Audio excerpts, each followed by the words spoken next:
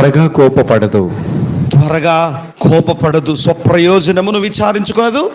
త్వరగా కోపపడదు. త్వరగా కోపం వస్తుందా ఈ మధ్యలో?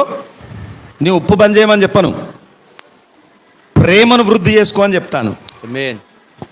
చాలామంది కోపం వస్తుందంటే డాక్టర్ ఏం చెప్తారు, అమ్మ ఉప్పు తక్కువ చేయమ్మా, నువ్వు ఈ మధ్యలో బాగా ఉప్పు ఎక్కువైనట్టున్నది.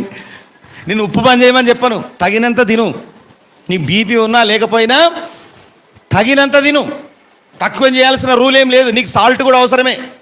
మొన్న మా తమ్ముడు వాళ్ళ అత్తమ్మ మాటలు పడిపోయినాయి సడన్గా. ఏంటిదని హాస్పిటల్లో జాయిన్ చేస్తే మాటలు వస్తలేవు. హాస్పిటల్లో జాయిన్ చేస్తే అన్ని టెస్టులు అయితే అన్ని మంచిగానే ఉన్నాయి, కానీ ఒక్క టెస్టులో సోడియం తక్కువైందని వచ్చింది. సోడియం అంటే ఉప్పు.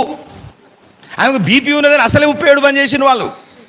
అసలే ఉప్పు తక్కువైనా చచ్చిపోతారు. రియల్, అబద్ధం కాదు. నీకు సోడియం అవసరం, సోడియం క్లోరైడ్ అవసరం. రోజు చెమట రూపంలో ఈ